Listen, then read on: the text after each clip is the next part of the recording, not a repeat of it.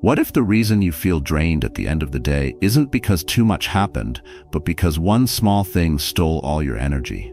A message that rubbed you wrong. A look that made you second-guess yourself. A tone of voice that echoed longer than it should have. And suddenly your mind spirals. Focus breaks. Emotion takes over. You wonder why something so small feels so heavy, and why you can't seem to shake it. But here's the truth. It's not that life is too chaotic. It's that you haven't yet trained your mind to stay steady in chaos. What you're missing isn't motivation, it's mental resilience.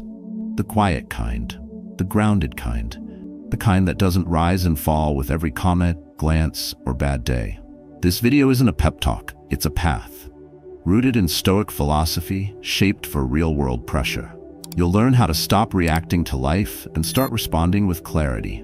You'll build a mindset that's calm under fire, disciplined by choice, and unshaken by noise. These aren't theories, they're tools. And if you're here, it means you're ready to pick them up. So, take a breath. Subscribe if you want a stronger mind, not just a louder one. And let me know in the comments, what's the smallest thing that shook you the hardest, and what did it teach you about yourself? We begin now. 1. Your mind can be trained like a muscle. Strength doesn't begin in the body, it begins in the mind. Not in the loud shouting kind of way, but in the silent, steady discipline of how you think, how you respond, and what you choose to believe in the moments that matter most. Like any muscle, the mind can be weak, reactive, and easily fatigued, or it can be sharp, resilient, and trained to hold its shape under pressure. The difference is never in genetics, it's in daily practice. We don't lose control because life is too difficult. We lose control because we never train for the difficulty. We treat emotions like weather, something we must endure, when in truth, they are like weights. If you've never lifted discomfort, then of course, the first sign of pressure will shake you. But when you train your attention, your thoughts, and your reactions day after day, even the hardest moment begins to feel like just another rep. That's the essence of mental toughness training. Not perfection, but consistency. Not the absence of emotion, but the ability to stay with it without being swallowed by it. In a world addicted to comfort and quick relief, training the mind requires doing the opposite, sitting still instead of escaping, finishing what you start even when no one is watching, saying no to the easy thing, not to be noble, but to remain aligned with who you said you would become. Mental strength isn't found in the motivational high. It's carved in silence when you choose clarity over chaos, action over excuses, and patience over impulse. That's where self-discipline begins, not in grand moments, but in the thousands of quiet, invisible decisions that shape your identity. The Stoics understood this long before science caught up. They didn't aim to eliminate emotion. They trained themselves to observe it, challenge it, and respond with reason. That training didn't come from reading more philosophy. It came from testing the mind against life, one ordinary moment at a time. When something triggered them, they didn't collapse. They asked, "Is this within my control?" If the answer was no, they released it. If the answer was yes, they took action. Simple, not easy, but powerful. Because that choice, again and again, is how strength is built. And that applies to you, now more than ever. Because today, you're bombarded with noise. Your phone buzzes. Deadlines build. Someone cuts you off in traffic. A coworker disrespects you. Your child slams the door. Each of these moments is a test, not of your intelligence, not of your emotions, but of your training. Did you prepare your mind this morning? Did you check in with your thoughts? Did you pause before reacting? Or did you let the world shape your inner state before you even realized it? The good news is this. You don't need perfection to change. You just need repetition. You train mental toughness the same way you train the body, through repetition, resistance, recovery, and realignment. You start small, wake up with intention. Practice a moment of stillness before the world begins. Say no to one thing that weakens your focus, and when discomfort rises, as it will, you don't run. You stay, you breathe, you observe. You choose a response that aligns with your deeper values, not with impulse, not with fear, but with calm, chosen clarity. And when you fail, as you will, you don't label yourself weak. You step back, reassess, and try again. Because progress in the mind is quiet, slow, and rarely praised. But over time, it transforms everything. The insults roll off, the chaos fades, the clarity sharpens. You begin to realize that your peace is no longer at the mercy of circumstances. It's earned, protected, and trained from within. So no, mental toughness isn't something you're born with. It's something you build. Slowly, quietly, repetitively. Not for applause, but because your mind is your most valuable tool, and it will either serve you or enslave you. And when you understand that, when you truly commit to training it daily with discipline, presence, and purpose, then even on the hardest day, your strength will remain. Because a strong mind isn't loud, it's unshaken. And the only way to build it is to train for it, every single day. 2. Comfort is the real enemy of growth. Growth doesn't die in failure, it dies in comfort. The silent kind, the daily kind.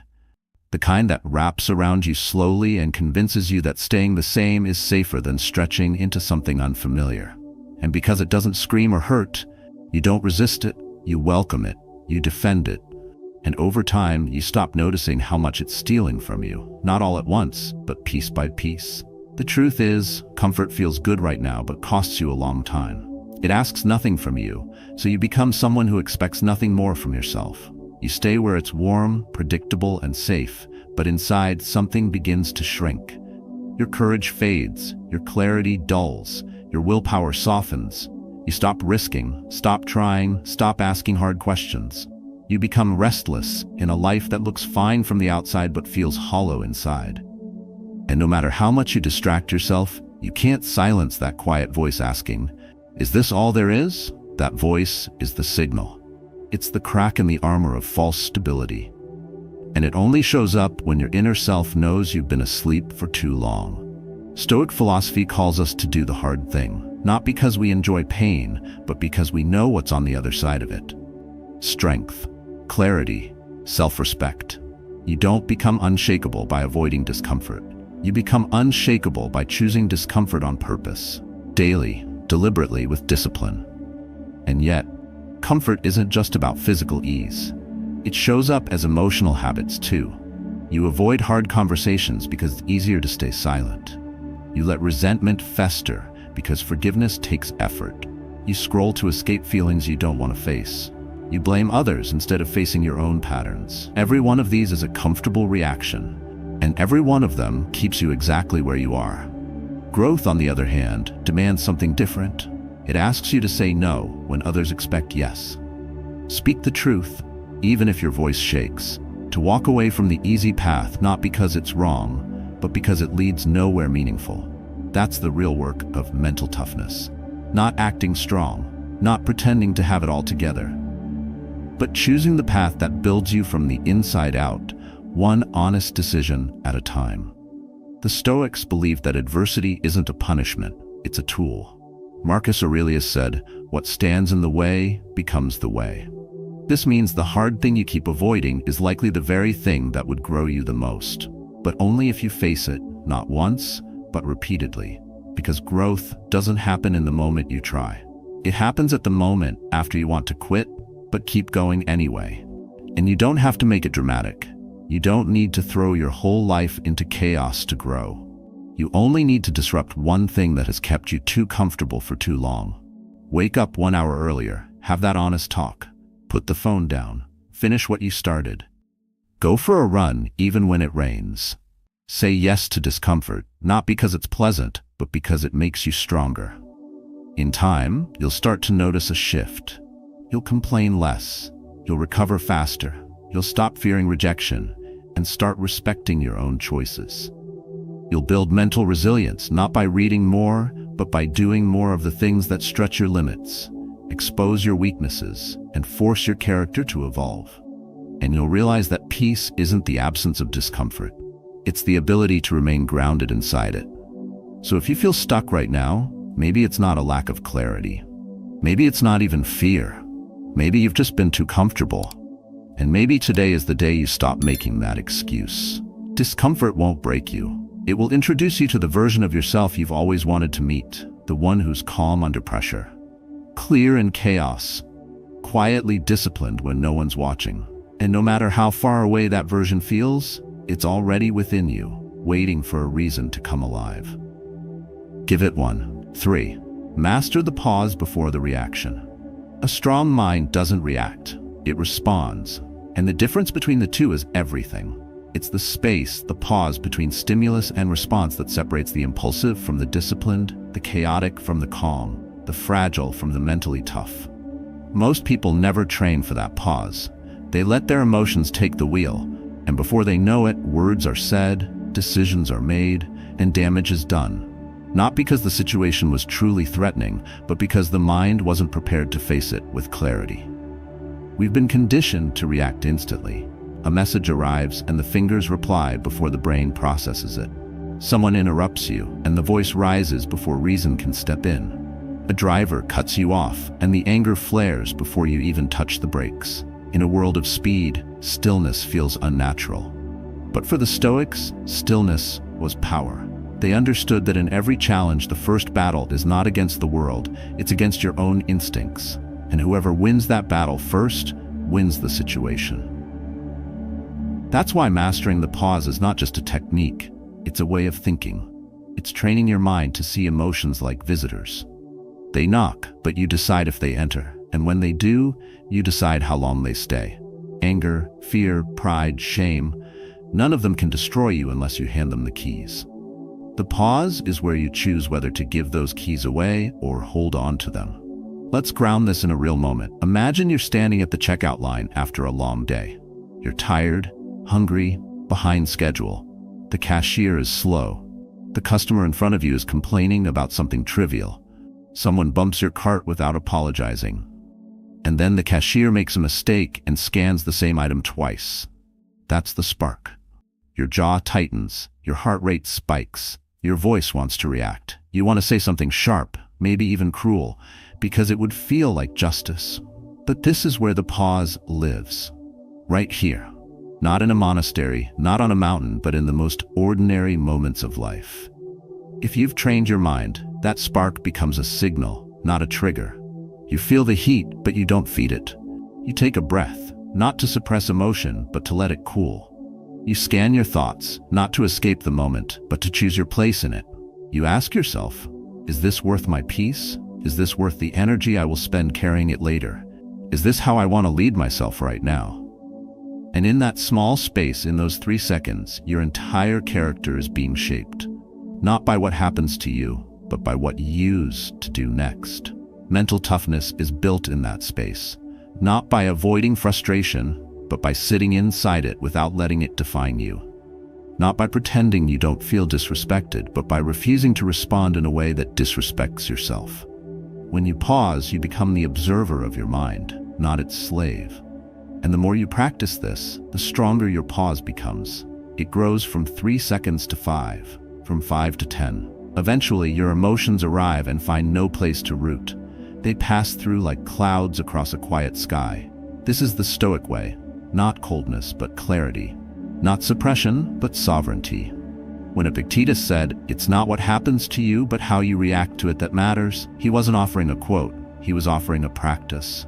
A real, raw, daily practice of restraint, observation, and conscious response.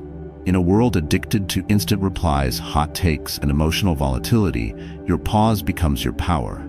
It becomes your resistance to chaos and your reminder of who you are when everything around you forgets. And the beautiful thing is, you don't need to be perfect to begin. You just need to notice the next time you feel your body tighten, your voice sharpen, and your chest rise with that burst of heat. That's the door. That's the moment. That's the space to step through. Not with force, but with awareness. You don't need to react. You need to remember. You are not your anger. You are not stressed. You are not your fear. You are the one who watches those things arise and decides whether to give them power. In a conversation with someone who disrespects you, you can pause. In a moment of failure, you can pause. In a flash of doubt, you can pause. Not to delay your life, but to reclaim it. Because every pause is a protest against impulsive living. It's a return to what matters. It's a quiet act of courage in a world that rewards noise. So the next time you feel overwhelmed, insulted, or provoked, don't react. Pause. Breathe. Choose the version of you that isn't built by pressure, but by principle. That choice repeated daily is how you become mentally unshakable. Because the strongest people don't control everything. They just control themselves. And it always starts with a pause. 4. Discipline is freedom in disguise.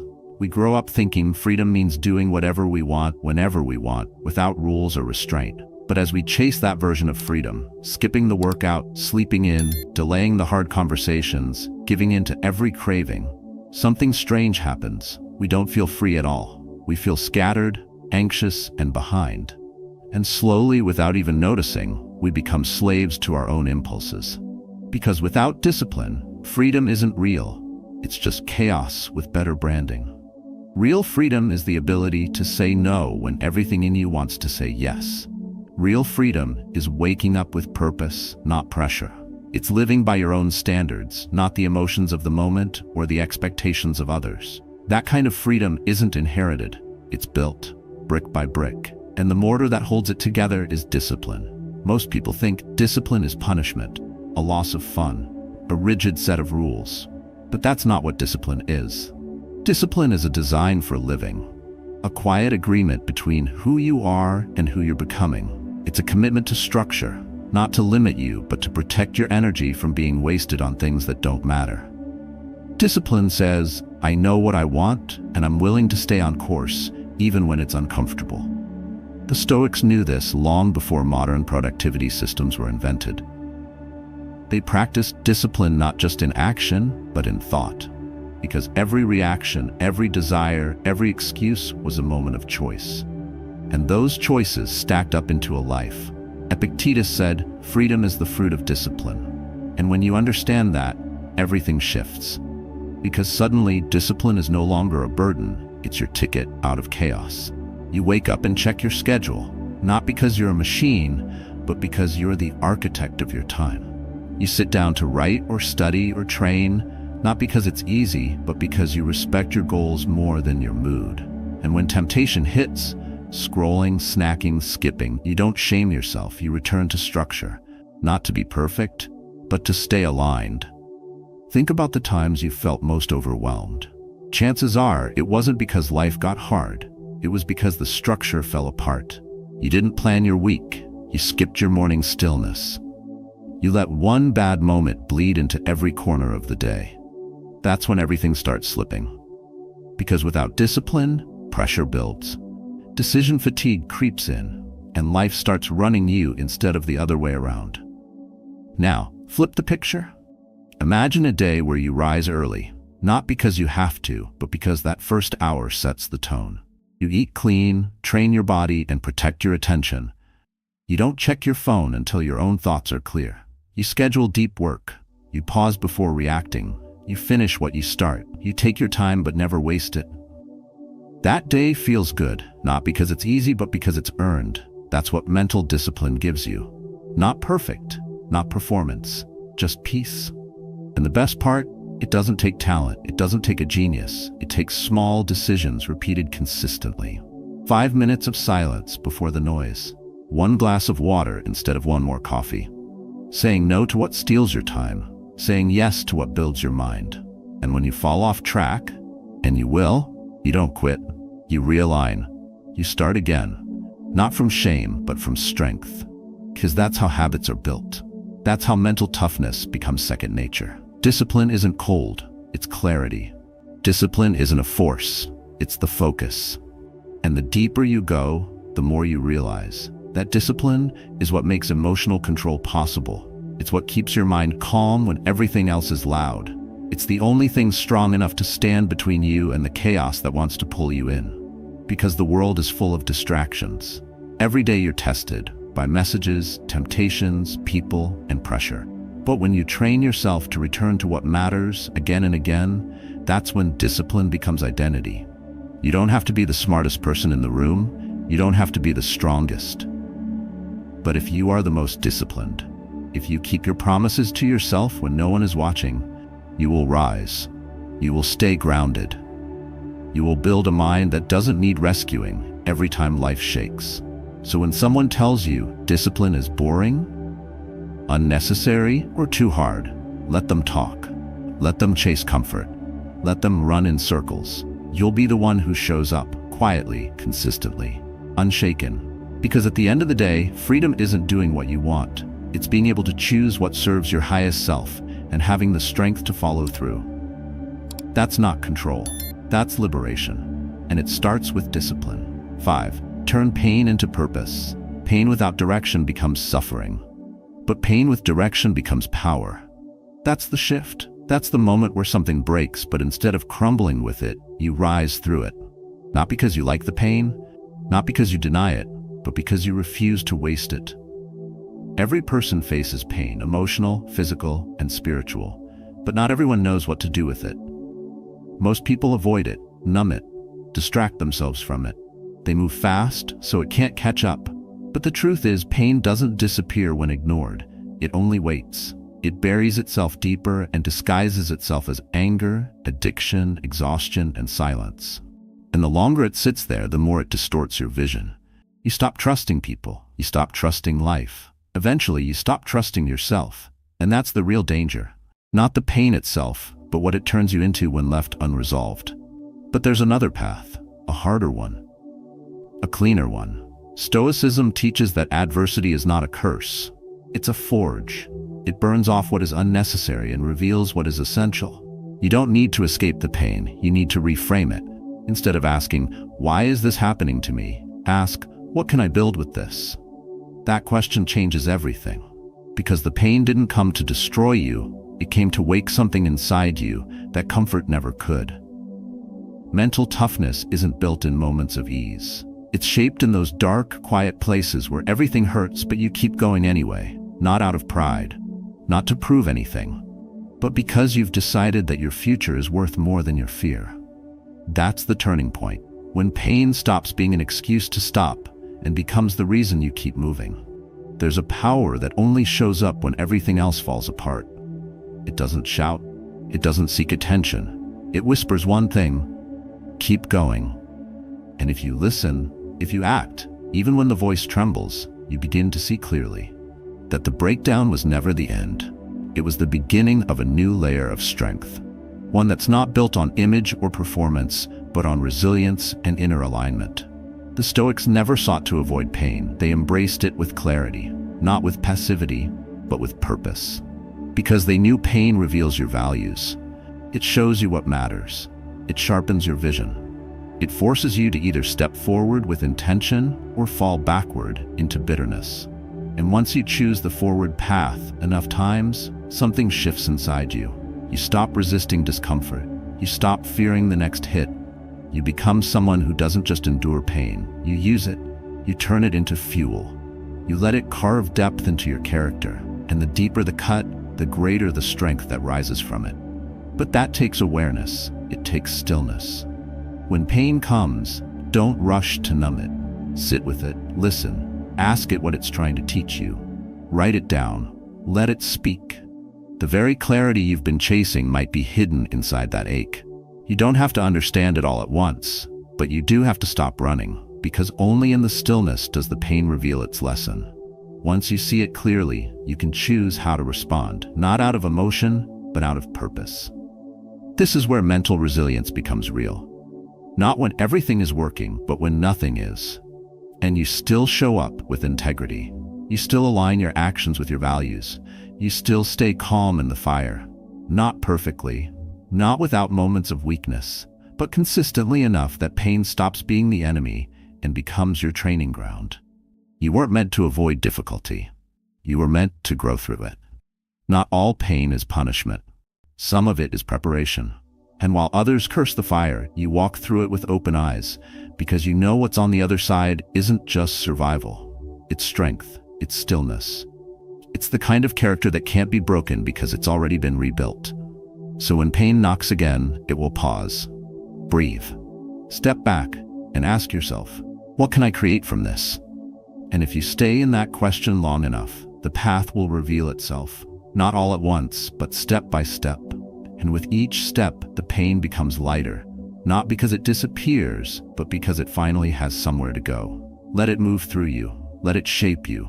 Let it deepen your wisdom. You are not broken. You are being refined. And if you're willing to use what hurts you to build what strengthens you, then you're not just surviving anymore. You're transforming. And that's the quiet power Stoicism offers. Not a way to avoid pain, but a way to rise through it. On purpose. 6. Don't rely on motivation. Rely on habits. Motivation is a liar. It shows up when things are easy, disappears when things get hard, and always makes promises it never intends to keep. If you wait to feel inspired before you act, you'll spend most of your life waiting. That's why real progress, real mental toughness, can't be built on mood. It must be built on habit. Solid, stable, emotion-proof structure. Because while motivation whispers, habits work. Quietly, repetitively, without needing applause. Everyone loves the idea of discipline when it feels good. When the weather's perfect, the schedule is clear, and the playlist is right. But what happens when you're tired, annoyed, or overwhelmed? That's the test. And at that moment, you need something stronger than how you feel. You need a system that doesn't ask questions. You need habits that run even when you don't feel like running. That's the shift from inspiration to execution. From feeling ready to being ready by default. Stoic philosophy never told us to chase motivation. It taught us to act with reason, to choose the next right step, not because we're excited, but because it aligns with who we said we wanted to become. That's what separates the mentally strong from the reactive. The ability to show up, rain or shine, inspired or not. And that ability only comes from habit, the kind that's built in silence, the kind no one claps for. The kind you repeat so often becomes part of your identity, not something you do, but something you are. It starts with one simple question. What behaviors do I repeat without effort? Are they building the life I want, or are they just distractions in disguise? Because every day you're practicing something. Whether it's scrolling when you're bored, avoiding tasks when you feel uncomfortable, or starting strong and quitting halfway, you're rehearsing habits. The mind doesn't care if they're useful or destructive. It only cares that they're consistent. So if you want to be mentally strong, stop chasing better moods and start building better systems. That means waking up at the same time, even on the days your bed feels heavier. It means doing the work you planned, not because it's thrilling, but because it trains your self-respect. It means choosing the healthy option, even when no one's watching. Keeping promises you make to yourself, and designing your environment so that success becomes the default, not the exception. It's not about willpower. It's about structure. Mental discipline doesn't start in your mind. It starts in your calendar, your routine, your tiny decisions repeated daily until they're stronger than any excuse you could come up with. And when those habits are in place, you stop negotiating with yourself. You don't ask, do I feel like doing it today? You just do it because it's what you do. That predictability gives you peace. That peace gives you focus.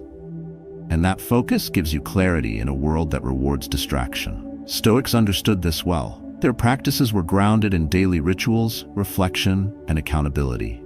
They didn't wait for a mood. They built a mindset, slowly, methodically, and without fanfare.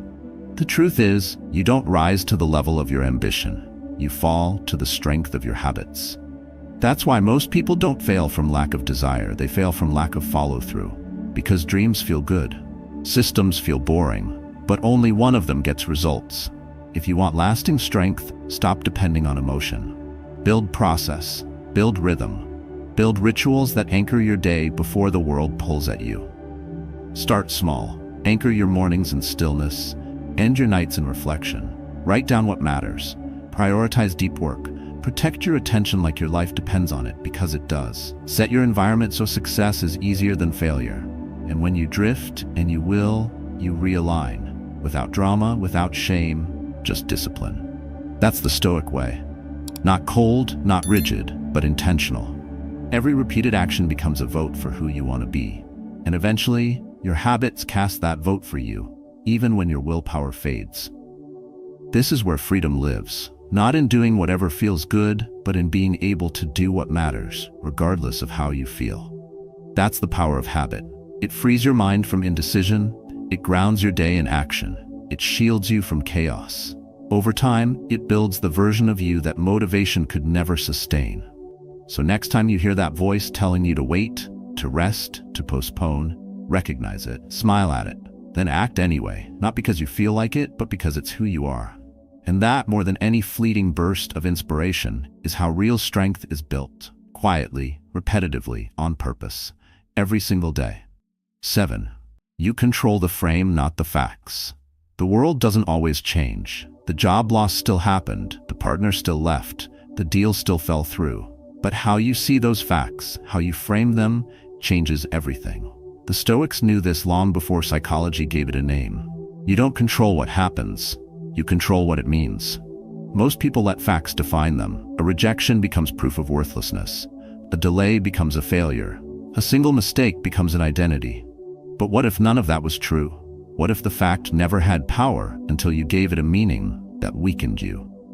That's the frame, and you set it. Every single time. Let's get specific. You walk into work and your boss gives you sharp feedback. Same tone, same words, same moment. One frame says, "He hates me, I'm terrible at this." Another says, "This hurts, but it's a chance to sharpen my skill." He wouldn't say it if he didn't care about the outcome. Same event, two lives. One spiral, one sharpens. That's not fantasy, that's a mental discipline in motion. Or you step on the scale after a disciplined week. The number goes up. One frame screams, "Why even try? I'm a failure." The other whispers, "The body fluctuates. What matters is the consistency." Again, same number, different outcome. Because emotion doesn't come from the event, it comes from the story we attach to it. The mind is a storyteller. It fills gaps, colors tone, builds drama, and attaches meaning without being asked. Left untrained, it creates chaos. Trained with stillness and awareness, it becomes your most powerful ally. The Stoics weren't asking us to lie to ourselves. They were telling us to slow down and choose the story. To see clearly, not through the fog of ego, but through the lens of reason and resilience. Every situation you face has two parts, the fact and the frame. The fact is neutral. The frame is where strength lives or dies. And this doesn't mean pretending everything is good. Stoicism isn't naive. It doesn't deny pain. It doesn't avoid the truth. It confronts it, and then asks the deeper question, what can I build from this? Mental toughness is not about suppressing emotion. It's about reframing perception. When you say, "This happened to me," you feel powerless. When you shift to "This happened for me," the energy changes. You start looking for what this moment is trying to teach. That's not a weakness, that's wisdom. That's what separates the calm mind from the reactive one. Look around and you'll see it in action. Two people face the same traffic jam. One curse rages and spirals. The other breathes, turns on an audiobook, and sees it as found time. Not because the situation changed, but because the framing did. This is how you reclaim power in a world that often feels out of your hands. You don't need a perfect life to feel peace. You need a trained lens, a Stoic lens, one that sees beyond discomfort, one that can sit in silence and ask, what is within my control? That question resets everything. It takes you out of reaction mode and brings you back to the center. And from that center, you can lead yourself forward, not perfectly, but consciously. This is why daily reflection matters. Not as a routine, but as a reset. When the day ends, ask, where did I frame the truth poorly? Where did I hand away my power by letting the wrong story run wild? Write it, face it, and tomorrow reframe it. Not with blind positivity, but with grounded presence. You are not your past, you are your pattern, and patterns can change once the frame does. This matters now more than ever. Because life will never stop delivering moments that test your clarity. Disappointments, miscommunication, unexpected turns, they're not flaws in the system. They are the system. And if you don't learn how to hold the frame, the facts will always own you. But when you train your perspective, when you teach your mind to slow down and respond instead of react, the facts lose their grip. They become information, not identity. So, next time the pressure builds, pause. Ask, what's real, and what am I adding to the story? And if the frame is hurting you, shift it. Gently, but deliberately. Speak truth to the chaos. Anchor yourself in what you can control. Not to escape life's pain, but to meet it with strength, stability, and clarity. Because power doesn't come from the facts, it comes from what you do with them. And the most resilient people, the calmest minds, the most focused souls, are not those who had easier lives. They're the ones who refuse to let the world write their meaning for them. You can't change the event, but you can change the frame. And that changes everything. 8. Solitude builds strength that others will never understand. Real strength isn't loud. It doesn't chase attention. It doesn't perform for applause. Real strength is quiet, still, and forged in solitude. Not when the world is watching, but when it's completely silent. In a culture addicted to noise, validation, to endless connection, solitude has become misunderstood. But for the Stoics, solitude was sacred. It wasn't isolation, it was training. A place to reset, to reflect, to remember who you are without the world's distractions telling you who to be. Solitude isn't a weakness, it's preparation. It's not a retreat from life, it's a return to the self. And the truth is, most people never get there. They fill every spare moment with noise, music, messages, media, anything but stillness. Because stillness is confronting. It holds up a mirror. It reveals the thoughts we've been avoiding, the truths we've buried beneath busyness. But what you avoid in silence will haunt you in action. If you don't know how to sit with yourself, you'll never know how to stand strong when it counts. Mental toughness demands solitude. Not sometimes, not when convenient, but as a consistent practice. Because solitude is where you learn emotional control. It's where you notice your patterns without judgment. It's where you detach from the chaos of the world long enough to see your next move clearly. Without solitude, your thoughts aren't yours. They're a reaction to everything and everyone around you. But in solitude, you begin to separate signal from noise. You begin to choose your response, not just react. The Stoics didn't seek solitude because they disliked people. They sought it because clarity can't survive in constant noise. Inner peace isn't found in achievement. It's found in alignment. Alignment only comes when you pause long enough to ask the harder questions. What am I doing this for? Who am I becoming? Where am I lying to myself? These aren't easy questions, but they're essential, and they don't get answered in a rush. They get answered in stillness. Solitude trains you to stop performing, to stop proving, to stop chasing approval you don't need. It teaches you to anchor your value internally, not externally. When you don't rely on the world to validate your worth, you free yourself. And that's the deepest form of resilience, not just staying calm under pressure, but not needing the crowd at all. Because solitude removes the masks. It leaves only what's real. And what's real is who you are when there's no one left to impress. This isn't about becoming distant, it's about becoming grounded. It's not a rejection of the world, but a recentering of self. In solitude, you don't withdraw from people, you reconnect with principle. You strip away the surface and return to what matters. That's why the most centered people you'll ever meet are often the most comfortable being alone. Not because they don't care, but because they don't need noise to feel full. Their clarity comes from within. Their peace isn't borrowed, it's built. And that kind of peace can't be explained. It can only be experienced. When you sit long enough in stillness, the mind softens, the nervous system slows, the patterns surface, and the space between thoughts widens just enough for truth to slip through. That truth might be hard, it might be humbling, but it's always healing.